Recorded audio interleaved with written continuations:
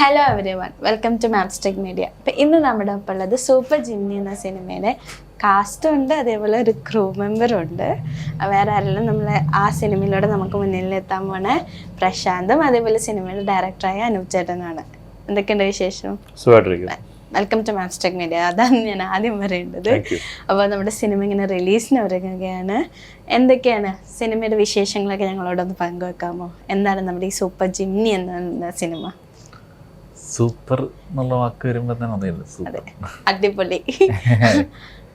Jimny എന്ന് വെച്ച് കഴിഞ്ഞാൽ ശരിക്കും ഇന്നത്തെ ക്യാരക്ടറിൻ്റെ പേരല്ല, പക്ഷെങ്കിൽ ജിംനി എന്ന് പറഞ്ഞാൽ നമ്മുടെ ഒരു അതർ ലാംഗ്വേജിൽ നിന്ന് കിട്ടിയ എടുത്തൊരു വേർഡാണ്.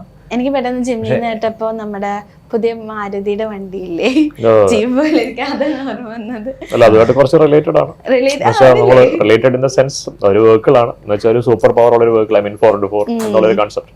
സോ ഇതിനകത്തിലൊരു മെയിൻ ക്യാരക്ടർ അഭിനയിക്കുന്ന മീനാക്ഷി എന്ന് പറയുന്ന അത്തരത്തിലുള്ള ഒരു ബോൾഡ് ക്യാരക്ടറാണ്. അതുകൊണ്ട് മേ ബി വേണേൽ റിലേറ്റ് ചെയ്യാം. പക്ഷേ ആക്ച്വലി ഷി വാസ് റൈറ്റ് എന്നാണ്. ശരി, അതിലൊരു ടാഗ് ലൈൻ ഉണ്ടായിരുന്നു, super Jimny she was right. whatever she is doing she is right എന്നുള്ള ഒരു കോൺസെപ്റ്റ് ഉണ്ട്. പക്ഷേ ആക്ച്വലി സത്യം പറഞ്ഞു കഴിഞ്ഞാൽ ഒരു ഗ്രാമത്തിന് വേണ്ടി, ഒരു ദേശത്തിന് വേണ്ടി, ഒരു അമ്മയ്ക്ക് വേണ്ടി ആ കുട്ടി ലക്ഷ്യത്തിലെത്താൻ വേണ്ടി ശ്രമിക്കുന്ന ഒരു അത് ഉദ്ദേശിച്ചിട്ടാണ് നമ്മൾ ജിംനി എന്നുള്ള വേർഡ് തന്നെ ഇട്ടത്.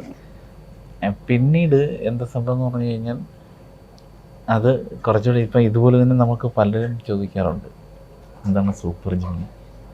അപ്പം അത് തന്നെ സൂപ്പറായില്ലേ? അതന്നെ. പ്രശാന്ത് ക്യാരക്ടറിനെ പറ്റി ഒന്ന് പറയാമോ? എൻ്റെ ക്യാരക്ടർ ഇത് മെയിൻ ക്യാരക്ടർ ചെയ്യുന്ന മീനാക്ഷി ആണല്ലോ. മീനാക്ഷിയെ ട്രെയിൻ ചെയ്യുന്ന ഒരു കോച്ചായിട്ടാണ്. മോട്ടിവേഷൻ കം ഫിസിക്കൽ ആയിട്ടുള്ള കാര്യങ്ങൾ ഇതൊക്കെ ചെയ്യുന്ന ഒരു കോച്ചായിട്ടാണ്.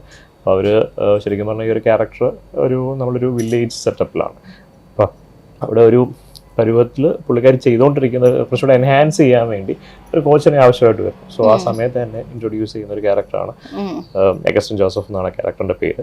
ഞാൻ മീനാക്ഷിയെ ട്രെയിൻ ചെയ്യുക എന്നുള്ളതാണ് എൻ്റെ പ്രൈമറി മോട്ടീവ്.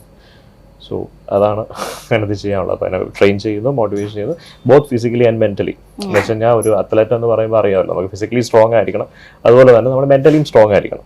സോ ഈ കാര്യങ്ങളൊക്കെയാണ് എൻ്റെ ഡ്യൂട്ടി. സോ ഞാൻ അങ്ങനെ റിയൽ ലൈഫ് ആക്ച്വലി ഞാനൊരു മോഡലിംഗ് ആണ് ചെയ്തുകൊണ്ടിരിക്കുന്നത്. 3-4 ഫിലിംസിൽ ചെറിയ ചെറിയ വേഷങ്ങൾ ചെയ്തിട്ടുണ്ട്. അനു എൻ്റെ സുഹൃത്താണ്, ഈവൻ പ്രൊഡ്യൂസർ എൻ്റെ ഒരു സുഹൃത്താണ്. അപ്പം അങ്ങനെയാണ് ഒരു ഓഡീഷൻ ത്രൂ എൻ്റെ ഈ ഒരു ക്യാരക്ടറിലേക്ക് അവർ വന്നത്. സോ പത്തനംതിട്ടയിലായിരുന്നു എൻ്റെ ഫുൾ ഷൂട്ടിംഗ് ആയിരുന്നു. നമ്മുടെ ഹോം ടൗൺ പത്തനംതിട്ടയാണ്. So it was good actually.